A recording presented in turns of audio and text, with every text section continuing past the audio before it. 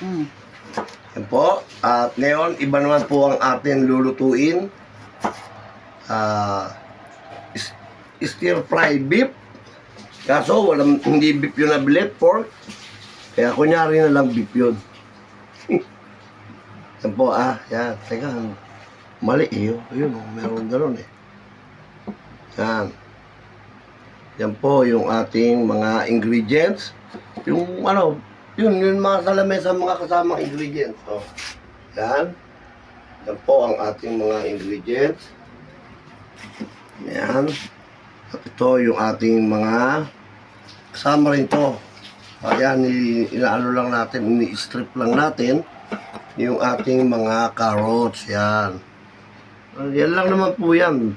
Sa mga ingredients natin. Bell pepper, sibuyas, bawang, at saka yung stir fry natin na imamarinate muna natin yung ating, dapat beef po yung ating imamarinate, pero pork yung nabili. Walang nabiling beef na naka-strip. Mamaya po, babalikan po natin ulit ang ating video pagka yung nandun na po tayo sa mga ating mga beef. Yan. I-strip din natin tong ating bell pepper. Yan. Wala tayong katulong ngayon maghiwa-hiwa-hiwa-hiwa. Andun pa yung ano pa natin yon. Ano ba tawag doon? I-stir fry pa natin yung ating pork. Yung pork na nabili natin, parang nakaano na siya, yung doon, parang naka-bacon cut. Ganon. Yung maninipis lang din po siya. Yan.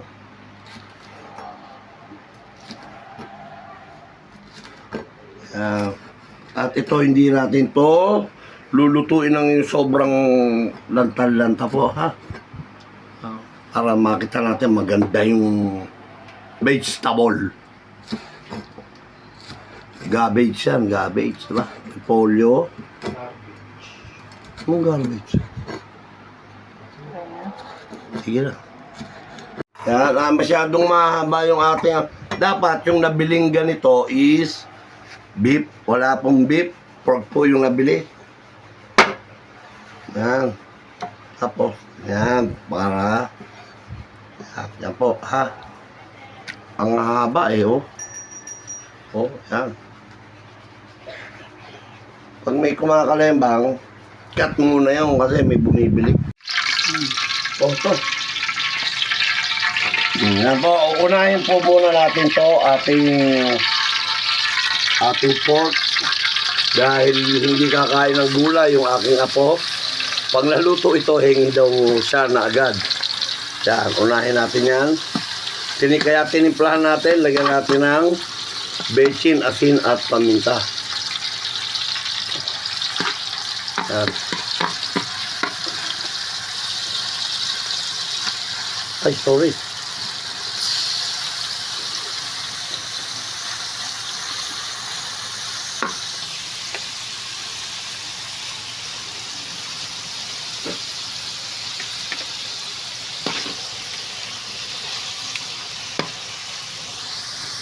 Kaya mga, babalikan po natin yan.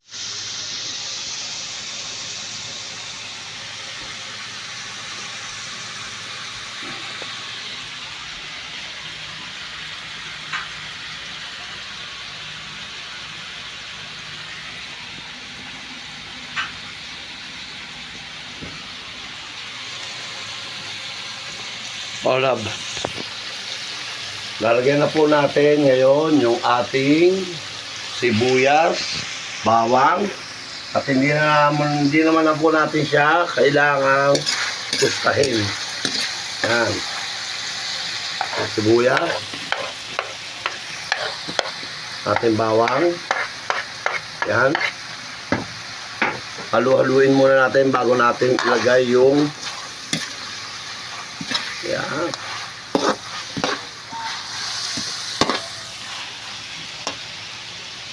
At ngayon po medyo lalakas natin yung ating apoy.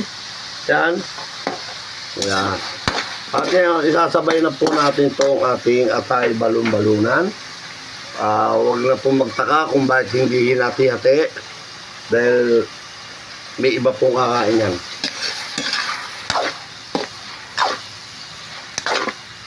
Sinabay lang dito para malasa na rin siya. Pero malinis po yan. Hinugasan na po namin yan.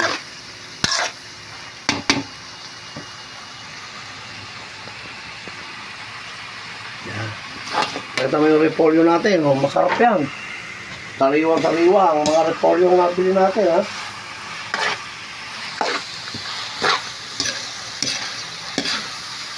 Talagyan natin po ng oyster at saka soy sauce. Oyster sauce at saka soy sauce. Toyo, lalagyan natin yan.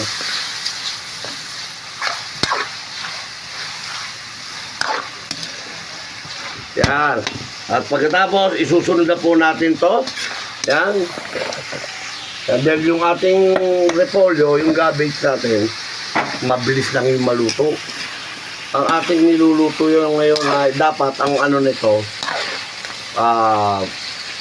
beef stir fry with cabbage. Kaso walang beef, naging pork.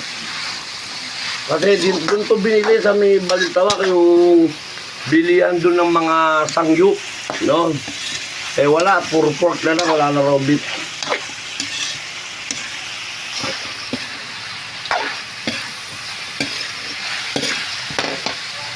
At yan na po, ang bango na po, yan, luto na yung ating bell pepper at carrots. Ngayon, lalagyan na po natin siya ng soy sauce. Hindi naman napakaraming soy sauce, konti lang. At ng ating pampasarap pang, isa pang pampasarap, ang ating oyster sauce. Yan. Yung mga natirang bechin, tsaka ihahabol natin, doon po sa kusina eh.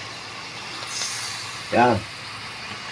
Haluin muna natin bago natin lagyan ng konting tubig. Yan. Ayan. Okay na yan muna. Cut muna natin mga kapoging ninong At ngayon lalagyan natin yung ating pork cubes. Yan, ang ating pork. Pork po yan, pork. At ngayon lalagyan natin siya ng konting patis. Fish sauce. Wala po tayong nilagay na asin Maalat na ito. Oo po, kaya konti lang po Yan, ganyan lang po muna. Tapos kung to taste, nasa panlasa niya kung yung max maalat pa, dagdagan nyo pa. Kasi meron na tayong nilagay na oyster, tsaka soy sauce, tsaka toyo Ngayon, lalagyan natin siya ng tubig, no? Konti lang. At pagkatapos, tatakban natin to pag nilagyan na natin yung ating repolyo. Lalagay na po natin yung ating repolyo. Yan. Yan na, andyan na po lahat ng ating ingredients. Dapat yung repolyo, yung ganyan, iwahiwalay, ganyan, no? Yan. Malinis po ang kamay natin, naghugas po tayo, Paulit-ulit hugas ng gulay. Pati kamay natin, nahugasan na rin, yan. Ngayon, lakas natin uli yung apoy. Yan. At bago natin takban, luin muna natin siya para mapunta sa ilalim yung iba. Sa ibabaw naman yung mga kaninang luto ng mga carrots at saka mga karne. Yan.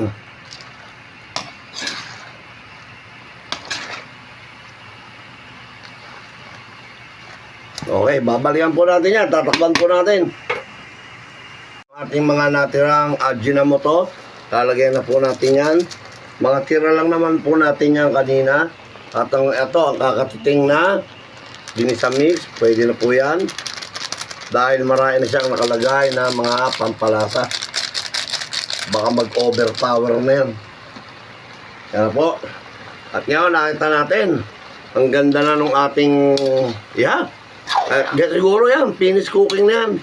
Haluin lang natin kasi hindi maganda yung lantan-lanta yung ating cabbage, yung ating repolyo.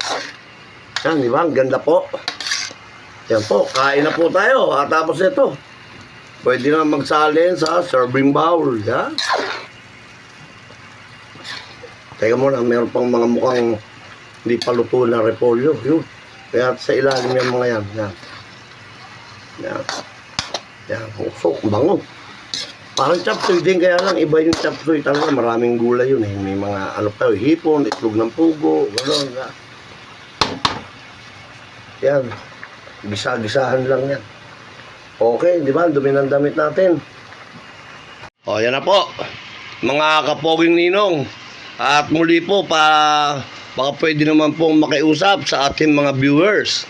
Yung mga wala pang subscribe and like, baka pwede naman pong pakidagdagan naman po ang ating subscriber. Meron na po tayong 379. Maraming salamat po ulit and welcome back po sa ating mga channel, mga video. Maraming salamat po.